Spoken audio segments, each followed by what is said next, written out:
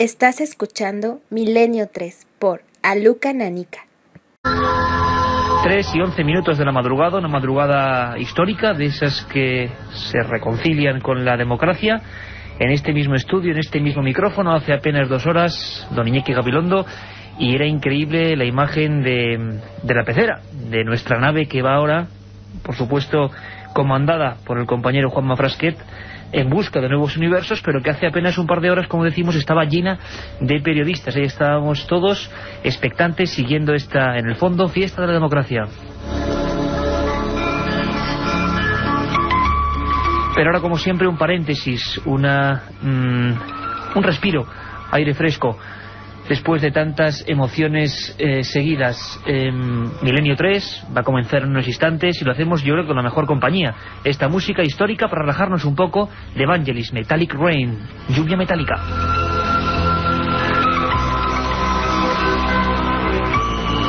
Ya sabéis, el mejor equipo: Carmen Porter, Katia Rocha, Carlos Barroso, este que os habla vuestro amigo Iker Jiménez, y ya lo hemos dicho, hoy de tripulante, de comandante, Juanma Frasquet.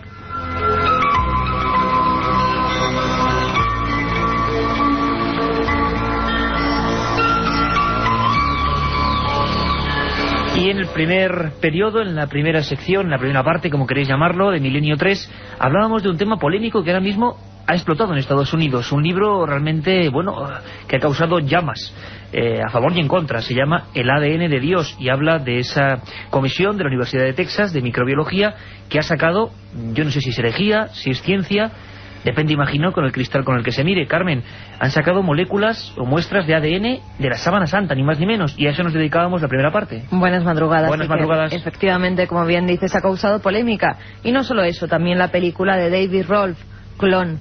Cómo clonar al hombre de la sábana santa, cómo clonar a esa figura que sí, según los indicios que se dan en ella, puede ser Jesucristo.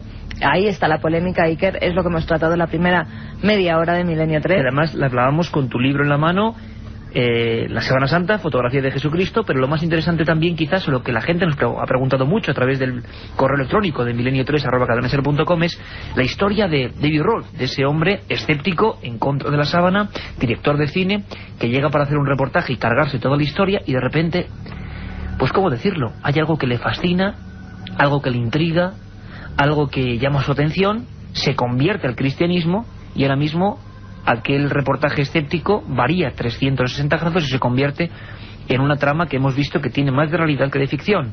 Una trama que tiene que ver con Jesús y que se llama, ahí es nada, Clon.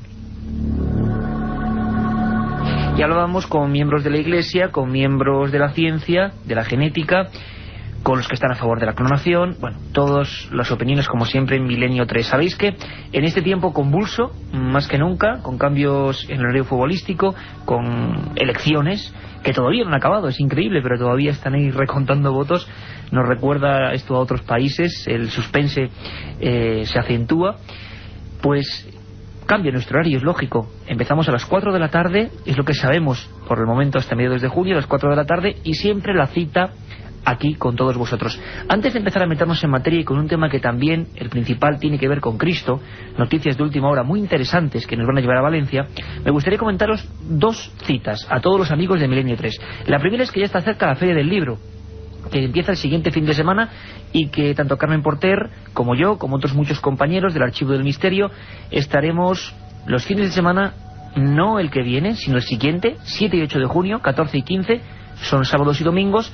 Vamos a actualizar, es decir, la próxima semana daremos más fechas concretas, casetas, pero que sepáis que dentro de 2 semanas, 7 y 8 de junio, sábado, domingo, 14 y 15, estaremos en esa fiesta de los libros, pues con una intención: estrechar vuestras manos, daros un abrazo, compartir, pues quizá más de un año de compañía. Parece mentira, Carmen, pero estamos a puntito de cumplir un año de programa. Parece mentira, Iker, y gracias a la cadena SER, que nos deja seguir continuando con los misterios y que vemos que el público los acepta porque los tratamos con gran rigurosidad, según nos dicen, y con seriedad. Pues de momento, por lo que sé, por lo menos un añito más vais a tener que seguir aguantándonos. Y otra cita importante, miércoles 18 de junio. Por favor, tomar lápiz y papel. Son citas para los amigos de Milenio 3, para los que comparten este espíritu y que sabemos que cada día sois más. Miércoles 18 de junio, Auditorium Municipal de Benalmádena en Málaga. Auditorium Municipal de Benalmádena en Málaga, miércoles 18 de junio. Un evento que creo que va a ser algo impresionante. Hablaremos con nuestro colega Luis Mariano, corresponsal en esa provincia, porque vamos a hacer un programa en vivo, vamos a mostrar imágenes, va a haber firmas, va a haber hasta un cóctel en el que todos estáis invitados, un acto completamente gratuito, una explosión de misterio. Damos las fechas, 18 de junio miércoles, y desde luego iremos adelantando en fechas próximas también muchos más detalles. Pero ahora me gustaría hablar con un buen amigo, escuchar a un buen amigo que ya ha intervenido con el tema de la Sábana Santa. Es un hombre que ha trabajado en el Vaticano, que es periodista, que es sacerdote, tiene esas dos, bueno, digamos facetas, ¿no? A veces complementarias, a veces distintas, a veces contradictorias, y conoce como nadie los archivos y los secretos de ese lugar. Y ahora resulta que nos da un último dato que conecta el Vaticano con Valencia, y diréis, ¿qué pasa en Valencia? En Valencia se guarda una de las reliquias que quizá no tenga la fuerza o el lustre de la Sábana Santa, pero que también ha hecho correr ríos de tinta. Dicen que en la Catedral de Valencia está allí, ni más ni menos, que el Santo Grial. Suena duro, suena fuerte, la copa de la Última Cena, se han hecho guerras, se han hecho batallas, ha habido profetas que la han perseguido, todo tipo de cosas. Esto es lo que nos contaba de la última noticia, lo que está ocurriendo, porque la oficina de la Catedral de Valencia ha hecho, Carmen, una experiencia pionera, y es que ha abierto, fíjate qué detalle, están cambiando las cosas, por fortuna. La oficina de la Catedral de Valencia ha abierto una especie de gabinete de información para investigadores, para gente que quiera complementar datos y buscar historias o seguir la investigación sobre ni más ni menos que el Santo Grial, que supuestamente está allí. Me parece una labor la que están llevando a cabo perfecta, porque además nos dejan investigar en todos esos archivos que hasta ahora habían estado ocultos, como suele pasar. Ahora corresponsales como Francisco Contreras, al que tendremos hablando aquí de los misterios de Valencia, del Santo Grial, si es que es el de Valencia, nos contará las últimas noticias y esa oficina de información que se ha abierto, que se halla allí. Vamos a seguir escuchar antes a Manuel Robles, periodista, sacerdote, que ha estado muchos años en el Archivo Vaticano. ¿Qué ha pasado en Valencia? ¿Qué ha ocurrido que tiene que ver con esa sagrada reliquia misteriosa como es el Santo Grial? Le escuchamos. La noticia es que la oficina de, diríamos, la Catedral de Valencia ha abierto una oficina para investigar el Santo Grial. Entonces los estudios que hay sobre el Santo Grial, que el primero de ellos se hizo en el 1960, siendo obispo Marcelino Loachea, y la hizo un catedrático de arqueología de la Universidad de Valencia. Y entonces este hombre probó que la copa del Santo Grial corresponde a un material del siglo I, corresponde también a una talla que se hacía en las orfebrerías de aquella época, y lo que él ha dejado escrito es que no ven ninguna dificultad en que ese haya sido el cáliz que utilizó Jesucristo en la Última Cena. El cáliz que utilizó Jesús de Nazaret en la Última Cena. Y hoy hemos empezado en esa primera emisión a las 4 hablando también de Jesús, de otra forma, ¿no? Pero como decíamos, todo lo que toca a ese hombre, o su recuerdo, o su leyenda, o su verdadero enigma, sigue estando envuelto en sombras. Francisco Contreras está en Valencia, es nuestro corresponsal allí, y sabe muy bien que se oculta, o no se oculta, sino que se custodia en el corazón de esa ciudad. Francisco, buenas madrugadas, amigo. Buenas noches, Iker, buenas noches, Carmen, y buenas noches a todos los oyentes de Milenio 3. Hoy, en una madrugada, no te imaginas agitada. Si te hago una composición de lugar, estos son los restos de la batalla. Vasos, papeles, botellas, cajas, restos de comida. Bueno, si ves ahora mismo el Enterprise, como le llamamos aquí, la nave del misterio que nos lleva, pues está todo lleno de aparatos, de cosas. Ha sido una noche magnífica de radio, y ahora tenemos que seguir pues dando todavía, como decíamos, más oxígeno. ¿Qué demonios se oculta en la Catedral de Valencia? ¿Qué ocurre allí? ¿Qué pasa? ¿Qué hay para la gente que no lo sabe, Fran? La noticia saltó hace 3 meses exactamente. Lo que pasa es que se ha hecho pública ahora, Iker, Carmen. La organización de la catedral, bueno, los responsables del Cabildo habían decidido, bueno, recrear o hacer un archivo que va a estar ubicado en la SEO, para que lo sepan todos los oyentes, con todo el material existente, ya sea histórico, que hay muchísimo, de eso hablaremos ahora, como simplemente libros que se hable del Santo Grial, como películas. En la SEO se sabía la noticia desde hace 3 meses y se va a hacer realidad ahora. Una experiencia única y magnífica, sobre todo, Iker, porque estamos ante una de las reliquias que arqueológicamente, científicamente, está demostrada que pudo ser de la época de Jesucristo. Una cosa es eso, otra cosa es que estuviese en la mesa de la última cena. Fíjate qué curioso. Tenemos documentación desde 1134, cuando la copa que se usó supuestamente en la última cena aparece en el santuario de San Juan de la Peña. Anteriormente había supuestamente estado en otras localidades como Huesca, como Bailo, como Jaca, pero no hay referencia histórica, no hay documentación histórica fehaciente. Y la primera aparece, cifrada o rubicada por el doctor Agustín Sales en un libro que se llama Tradición del Reino de Aragón, y como te digo, se sitúa en el santuario de San Juan de la Peña.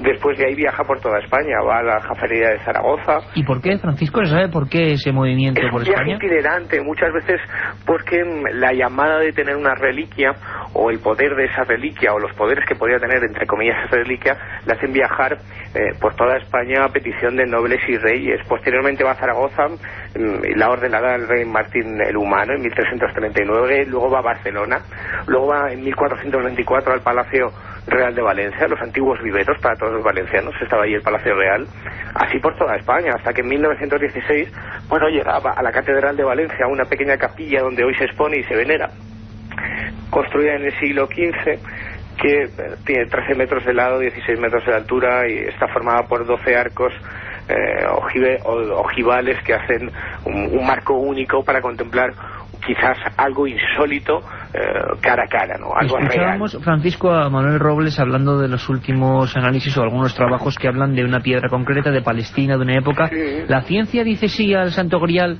o por lo menos no dice rotundamente que no? La ciencia dice sí al Santo Grial históricamente, y nos vamos a adelantar en un par de noticias o de informaciones respecto al único informe que se hizo en 1960 por parte de Antonio Beltrán, catedrático de la Universidad de Zaragoza, sobre la reliquia. Efectivamente, como decía nuestro compañero, fue el arzobispo Marcelino Olaechea quien pidió a este catedrático, Antonio Beltrán, que verificase si arqueológicamente la pieza podía ser de aquella época.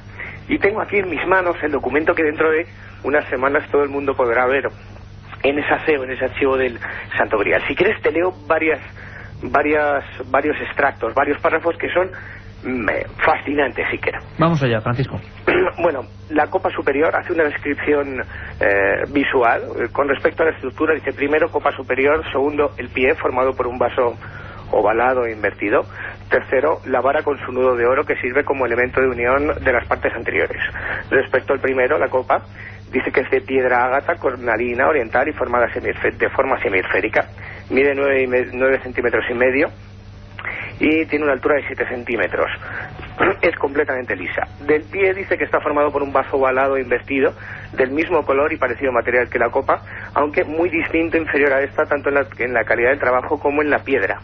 Es más, da la sensación, dicen los expertos, de que lo que importa es la copa, no el recipiente, y que luego quizá hubo ornamentos que se pusieron después, ¿no? Exactamente, y ahora lo desvelamos. Hay un detalle en el pie, y es una inscripción árabe, cúfica, que es muy curiosa, y descubre Antonio Beltrán que se llamaría, si podemos llamarlo de alguna manera, Lizaira, que significa para Dios, escrita en árabe. Seguimos con el informe. Y tercero, finalmente, la vara con su nudo, es la parte baja de Santo Grial, de 7 centímetros en total de largo, que sirve como elemento de unión entre la copa y el pie, con añadidura de asas y de una guarnición de oro purísimo, finamente burilado, que soporta el engaste en el pie de perlas y piedras. Esto es una visión, una primera análisis visual. Te voy a leer las conclusiones de Antonio Beltrán en 1960. Brevemente, es posible, Francisco, por favor. Bien, primero, que la naveta del pie, originaria del taller cordobés o tal vez fatimita, es fechable entre los siglos X y XII y que fue añadida a la copia hasta el siglo XIV. O sea, que el pie que sujeta ese recipiente se puso hacia el 11, el 12. Pero ojo, y este es el detalle, ¿vale, Iker? Que la copa se remonta a la época comprendida entre los siglos IV antes de Cristo y primero de nuestra era, Caramba. y más concretamente entre los siglos II y I antes de Cristo, y que fue labrada en un taller oriental de Egipto, de Siria o de la propia Palestina, y por lo que bien pudo estar en la mesa de la Santa Cena, y pudo ser el que Jesucristo utilizó para beber, para consagrar o para ambas cosas.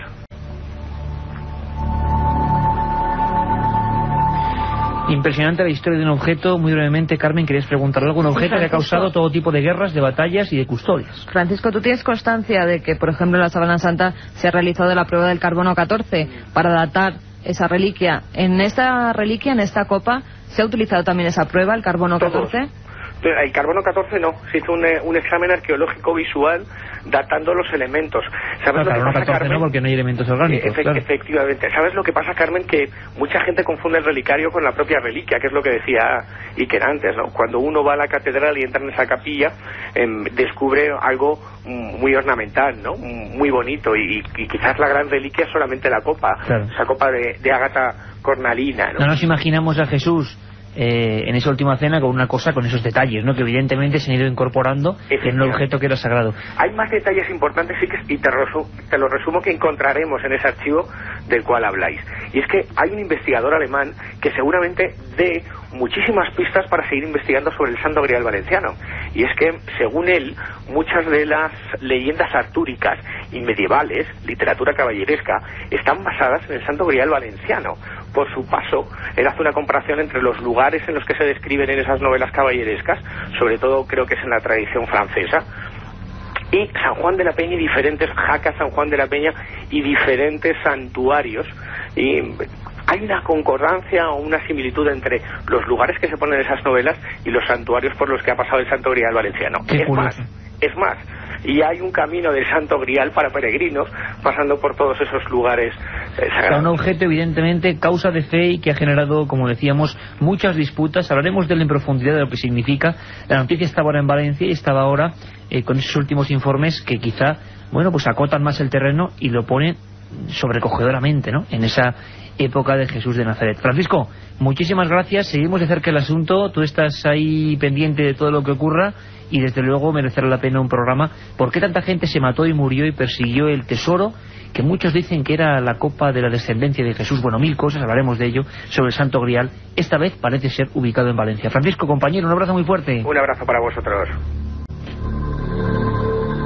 La otra realidad. Milenio 3, en la cadena SER. A punto de llegar a las 3:30, apasionante la historia, los informes, lo que está pasando, la Catedral de Valencia que abre sus puertas a una oficina de investigación, realmente curioso, digno también de novela, ¿por qué no? Como son dignos de novela, aunque reales, algunas historias, o al menos navegan entre la realidad y la ficción, historias apasionantes que ocurrieron, por las que nos preguntáis, a milenio3 con número @cadenaser.com, milenio3 con número @cadenaser.com. Sabéis que tenemos nueva sección, que la hace nuestro compañero Carlos Barroso, que la hace intentando llevarnos con la magia en apenas 2 minutos a esos grandes clásicos, al archivo secreto. Escuchamos, porque ¿habéis oído hablar alguno de, por lo menos lo habéis preguntado, qué fue el experimento Filadelfia?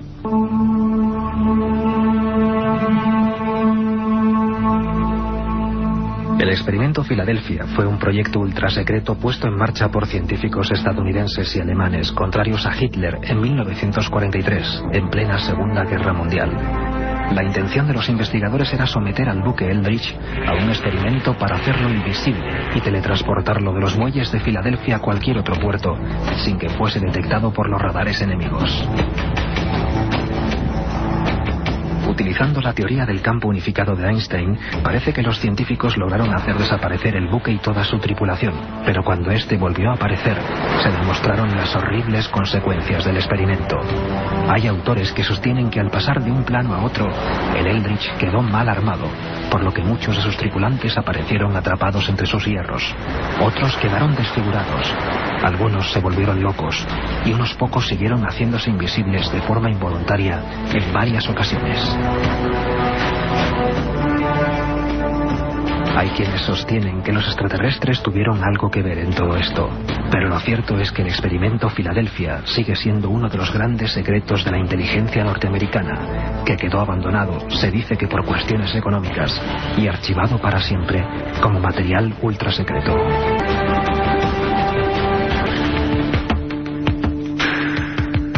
Historias apasionantes en el archivo secreto.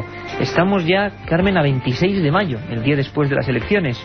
Y aunque ha habido elecciones, que sigue habiendo, todavía hay cosas por disputar, según parece, en este 26 de mayo, pasaron cosas a veces tan importantes o más que elecciones. Ocurrieron muchas cosas tal día como hoy. En 1135 Alfonso VII es coronado emperador en León, con gran solemnidad.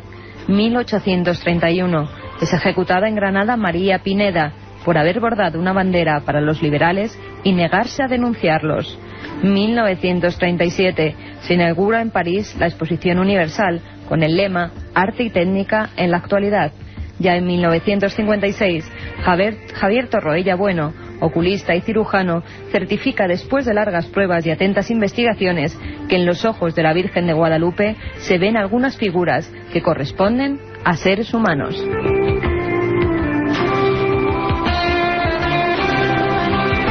En 1979, el capitán de la Fuerza Aérea de Chile, Danilo Catalán Farías, instructor del área F-5E de la base Cerro Moreno de Antofagasta, afirma haber avistado un gigantesco objeto volador no identificado. 1998 culmina con éxito en Chile la puesta en funcionamiento del nuevo telescopio europeo del Observatorio Europeo Austral, y ya en el 2002 una nave de la NASA detecta indicios de la existencia de agua helada en Marte. Pasaron muchas cosas, pero seguramente ninguna tan terrorífica como las que nos cuenta Katia Rocha. Esas leyendas urbanas que son parte de misterio, parte de realidad, una parte de recreación, y que nos llevan a diferentes puntos de España. Son historias que se cuentan de padres a hijos, historias que ya no sabemos qué margen tienen entre la realidad y lo que es la leyenda. Esto pasó en Montserrat, en lo más profundo de Cataluña, un lugar mágico y misterioso. Tiene que ver con algo que pone los pelos de punta. ¿Escuchamos a Katia Rocha?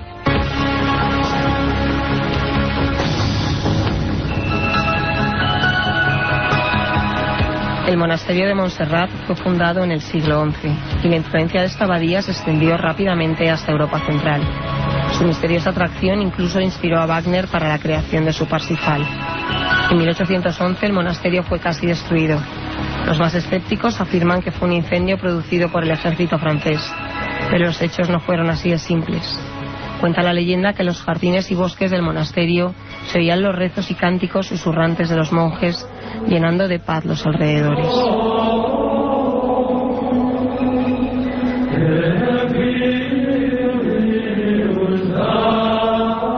En el pueblo cercano vivía una joven triste y misteriosa, Liria, que a pesar de su juventud vivía sola en una casa a medio camino entre el pueblo y el monasterio. Las gentes del pueblo afirmaban que era la hija del diablo, porque en ocasiones sufría ataques que sacudían todo su cuerpo, dejaba los ojos en blanco y echaba espuma por la boca. Siempre que ocurría una desgracia, ya fueran muertes, sequía, malas cosechas, cualquiera que fuese, Liria era asediada por sus vecinos, haciendo así que la joven viviera asustada y lejos del pueblo.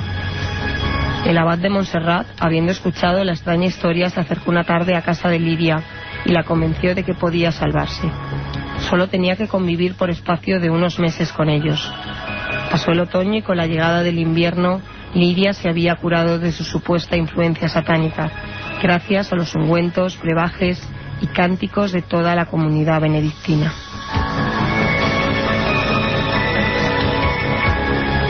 La corte demoníaca, enfurecida por la salvación de la joven, ascendió de los infiernos una noche y descargaron toda su ira echando llamas de fuego por la boca y los ojos, haciendo arder así al monasterio con los monjes y la joven dentro. Liria se despertó bruscamente por el calor, la falta de oxígeno y el resplandor del fuego, y cuando salió de su habitación desesperada, tratando de huir, escuchó los cánticos celestiales más fuertes que nunca, sintiéndose atraída a seguir el sonido.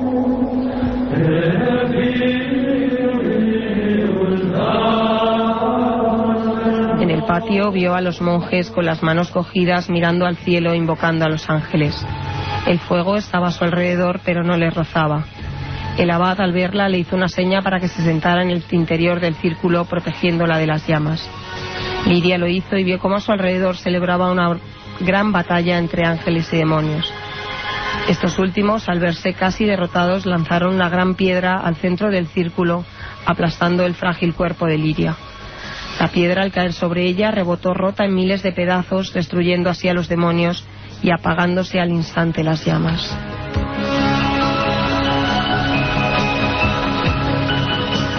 Los monjes, profundamente apenados por la muerte de la joven que en esta ocasión les había salvado a ellos, envolvieron su cuerpo machacado en una sábana blanca y la enterraron en el bosque, algo lejos del monasterio donde siempre había vivido, colocando simbólicamente trozos del gran peñasco y plantando 2 docenas de lirios alrededor. Hoy en día, en aquel lugar, los trozos sueltos de piedra son una roca enorme rodeada de lirios blancos. Los vecinos del monasterio la conocen como la peña de la protegida de los monjes que venció al diablo.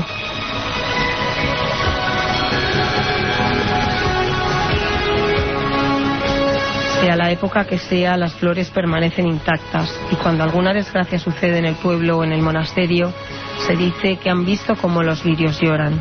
Y en las horas tempranas en las que los benedictinos comienzan sus plegarias, acompasadas por la melodía de los cánticos, muchos afirman que si acercas tu oído a la gran peña, puedes oírlos con la misma nitidez que si estuvieras en el interior del monasterio de Montserrat.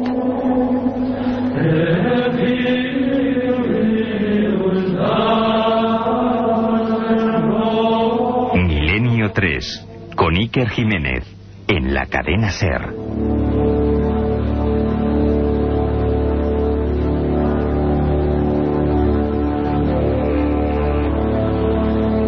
Después de estas historias que nos llevan a lo más profundo del conocimiento, de la leyenda, del misterio, de lo que un día fue verdad y quizás se ha transformado en otras cosas, quién sabe, Katia Roche y sus leyendas urbanas, también rurales por supuesto, que muy pronto creo yo que se van a convertir en un bonito libro, porque esto hay que guardarlo, hay que conservarlo. Pues después de eso yo creo que es un buen momento para serenarnos, coger aire y abrir las puertas de nuestra biblioteca. La biblioteca de Milenio 3.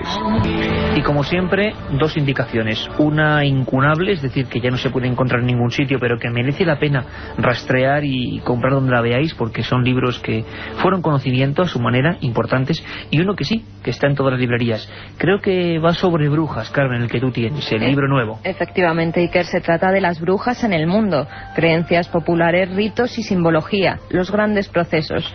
Su autor, un antropólogo, Máximo Centini, y la editorial De Becci. Se trata de una obra muy documentada que nos da a conocer algunos de los capítulos más oscuros de nuestra historia, los orígenes y la difusión de la brujería, la caza de brujas, los procesos y los inquisidores que los llevaron a cabo. Como siempre, Iker, recojo unas palabras del autor que nos dice: prescindiendo de las leyendas y de las falsas reconstrucciones históricas que a menudo esconden claras intenciones anticlericales, existen fuentes objetivas que nos proporcionan la imagen concreta de la caza de brujas. En ellas se centra este libro. Centini se basa sobre todo en documentos sobre los procesos celebrados contra las brujas, en libros y en manuales usados por los inquisidores, en ensayos teológicos y jurídicos e incluso en imágenes de la brujería realizadas por diversos artistas. Además, el libro está lleno de fotografías y grabados que nos muestran el origen de la caza de brujas, las torturas a las que fueron sometidas y algunos de los procesos más famosos que a muchos de nuestros oyentes les sonarán, como el de Salem o los diablos de Ludun. Ni más ni menos.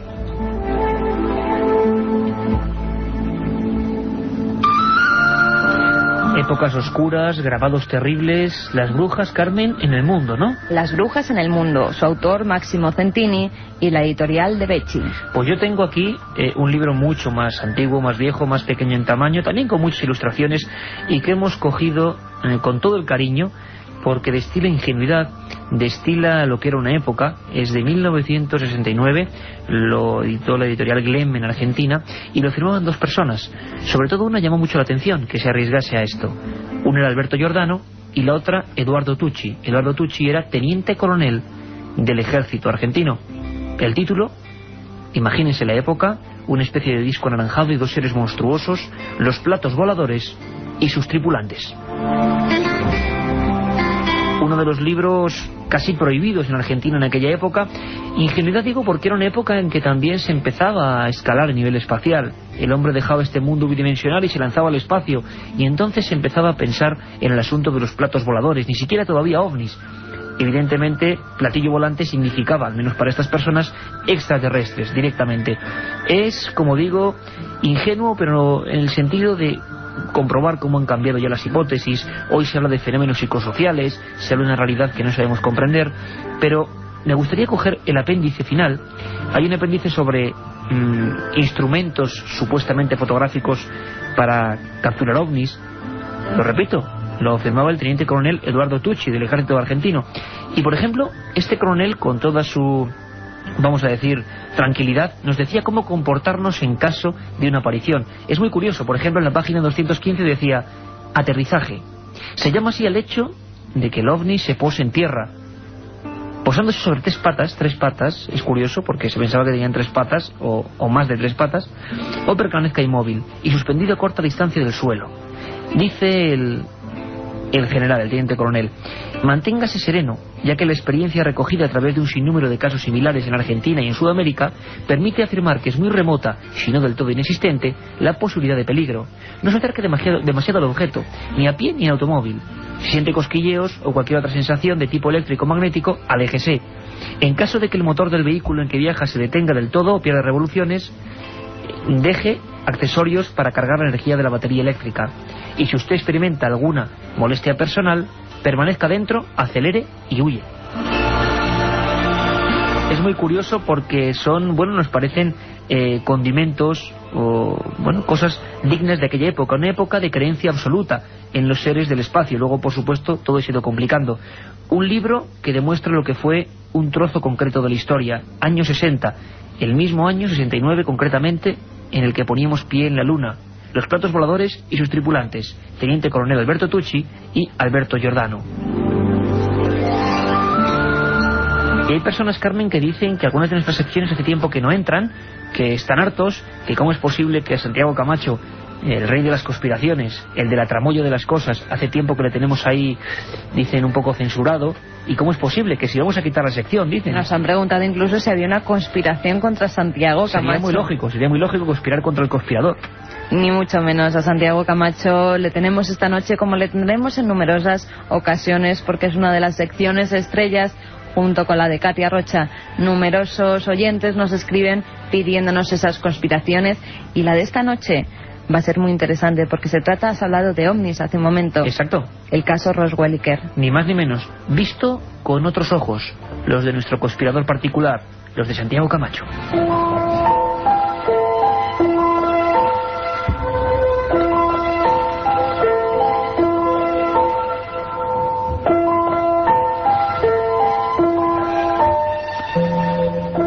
De julio de 1947, Roswell, Nuevo México. Un objeto de considerable tamaño se ha estrellado en un rancho cercano a la localidad. A pesar de la diligencia y secreto con que los militares de la base aérea próxima han procedido a la recogida de los restos, no se puede evitar que la noticia trascienda a la prensa y aparezca en diversos periódicos con el siguiente titular: la Fuerza Aérea recupera los restos de un platillo volante.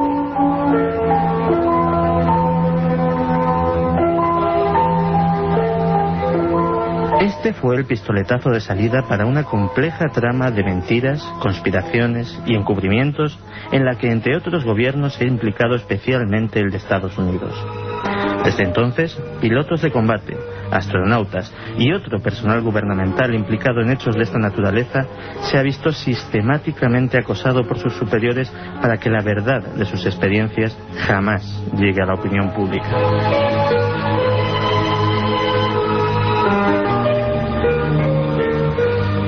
Por su parte, los ufólogos no solamente han tenido que enfrentarse durante todos estos años con el obstinado silencio, cuando no las veladas amenazas de las entidades oficiales. También han tenido que vérselas con reiterados esfuerzos por desinformar y crear confusión, mezclando mentira con verdad y llegando al extremo de tener en nómina a cierto número de investigadores ovni, cuya única misión habría sido confundir a sus colegas, alejarles de la verdad.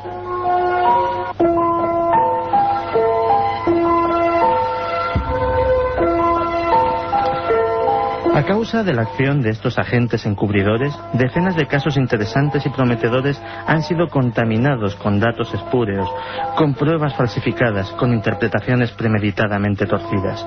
Incluso se ha llegado a orquestar sonoros fraudes para confundir aún más a la opinión pública y a los investigadores.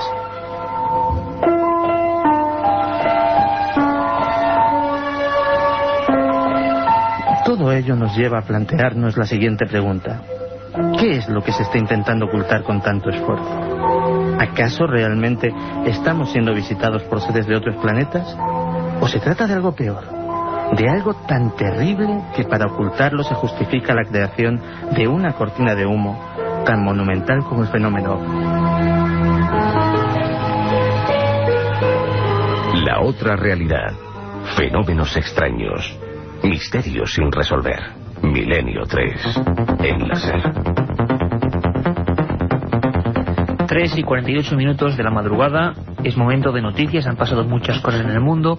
Hemos seleccionado tan solo unas pocas que tienen que ver, como siempre, con el misterio, con la arqueología, con la astronomía, con ese cajón desastre, esa amalgama que significa lo desconocido, que a veces es científico, por supuesto, y que tocamos siempre en Milenio 3 cuando llega la recta final del programa. Carmen, científicos chinos identifican el ADN, hoy hablábamos de ADN de Jesucristo, en la primera emisión de Milenio 3, a las 4 de la tarde, pero lo captan en el cerebro de una mujer muerta hace 2000 años, ni más ni menos. Durante las excavaciones que se llevaron a cabo en la tumba Laoshan, perteneciente a la dinastía Han, un trozo de lo que parecía ser barro se desprendió del cráneo de una mujer momificada. Investigaciones posteriores llevadas a cabo por el Centro de Estudios Arqueológicos de la Universidad de Jilin descubrieron que se trataba de un trozo de tejido cerebral de la momia, del cual se ha podido extraer una muestra de ADN. Según los paleontólogos, el análisis del ADN les permitirá trabajar en la línea consanguínea de la mujer momificada con los descendientes de la dinastía Han y les ayudará a conocer la evolución de las civilizaciones pasadas. Carmen, pues a mí esta noticia me parece una bomba, sinceramente. Me parece una bomba porque, bueno, tú en tu libro sobre la Sábana Santa, Fotografía de Jesucristo, recogías todo lo que está haciendo el Vaticano, el primer programa era sobre eso, y muchos dicen que, bueno, un ADN de 2000 años está roto, es casi imposible de sacar, es muy difícil, y nos encontramos precisamente hoy, también la casualidad es que a veces, con esta noticia, de dentro del cerebro, 2000 años, exactamente igual que Jesucristo, y se ha obtenido el ADN. Qué increíbles parámetros se abren a partir de ahora. Por lo menos vemos que hace 2000 años el ADN sigue ahí. Y puede haber otro tipo de vida, pero en un cráter y muy lejos de la Tierra, en un lugar llamado Russell, Carmen. El planeta rojo vuelve a ser noticia ante la posibilidad de que haya vida en su hemisferio sur, concretamente en el cráter Russell. Según los científicos, el agua podría estar presente en este sector del planeta en determinados momentos del año marciano. El experto del Centro Aeroespacial alemán, Dennis Reis, ha asegurado que dada la presencia de agua en ese lugar, creemos que es el mejor punto para excavar la superficie en busca de vida. Además, hay características extraordinarias en el cráter similares a la Tierra. Y ya que hablamos de Marte, Iker, el pasado viernes la NASA publicó la primera fotografía de la Tierra tomada desde Marte gracias a la sonda Mars Global Surveyor. La imagen muestra, además de nuestro planeta, una amplia vista de Júpiter y de algunas de sus lunas. Curiosísimo, curiosísimo, noticias que, bueno, que se convierten en ciencia, porque de repente surgen, ocurren, se logran y ya son conocimiento. Sigue habiendo un montón de cosas al margen, esos misterios, eso paranormal que pueden decir algunos, que sigue estando ahí, ¿no?, en la frontera. Hablamos, yo recuerdo en julio, y fuimos los únicos en hablar con los veterinarios oficiales del gobierno argentino. Estaban sufriendo una tremenda oleada de mutilaciones de ganado, ya sabéis, un animal que no deja huellas, un animal que chupaba y evisceraba, que no era ningún perro, que se acusó a un ratón de matar a miles de vacas, de terneros, de ganado. Bueno, parece que las mutilaciones vuelven, Carmen. Hace pocos días volvían a encontrarse en Argentina 2 novillos mutilados. Al primero de ellos hallado en el establecimiento El Martín. Le faltaba el pabellón auditivo, el oído interno completo, el ojo izquierdo y una parte de su piel de unos 30 centímetros de diámetro. También los expertos observaron que la ausencia de la vulva, de los bordes del ano, de la laringe, faringe y un segmento de la tráquea. El segundo animal apareció en la localidad de Santa Rosa y le faltaba la lengua, tenía cortes cauterizados y la ausencia del ojo izquierdo. Esto nos recuerda, Iker, los cortes cauterizados, aquellos animales que fueron encontrados, como bien decías, hace ya unos meses, que aquí lo estuvimos tratando y que incluso a los veterinarios que hablaron para los micrófonos de la cadena SER les callaron. Dijeron que se desdijeran de todo lo que habían dicho a nivel internacional, que tenían que emitir la noticia de que había sido un ratón hocicudo el que había hecho estas mutilaciones. Un ratón hocicudo que entonces, Carmen, o tenía un mechero en ese hocico, o era capaz de quemar mientras mordía. Yo recuerdo perfectamente, nos lo pregunta mucha gente, es en milenio3@cadenaser.com, es una pregunta recurrente, que a ver cuando tratamos un tema de mutilaciones de ganado en España, que no lo hemos hecho, de acuerdo. Recuerdo ahora también, porque es nuestra obligación y siempre es dar el mayor número de datos a la gente, que los 3 casos más extraños de España, nos lo pregunta alguno de los mails, Pues yo diría que serían los siguientes. Uno ocurrió, la primera vez, en el año entre el 78 y 79, en una barriada marginal de Tenerife en la época, que era la zona de Taco. Ahí aparecieron perros guardianes, incluso mordidos, siempre en un solo colmillo. Se pensó en seres humanos con algún tipo de, de extraña conducta, ¿no? Sacar sangre a las personas.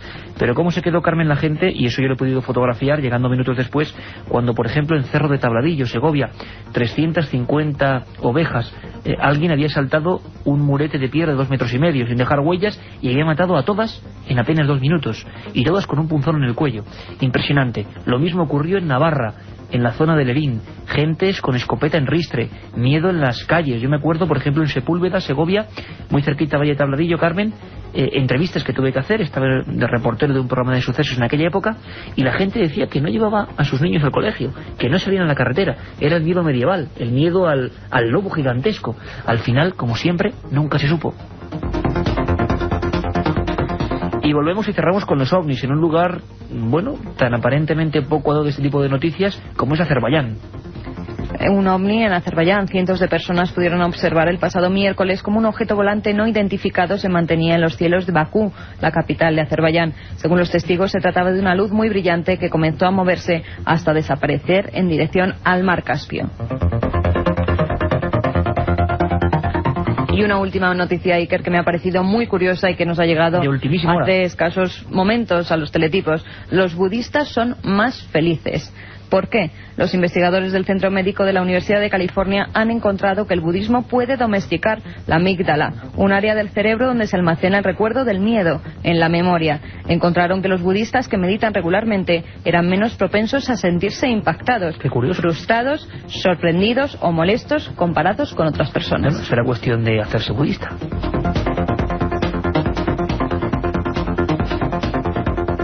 Milenio 3. Periodismo de lo desconocido, en la SER.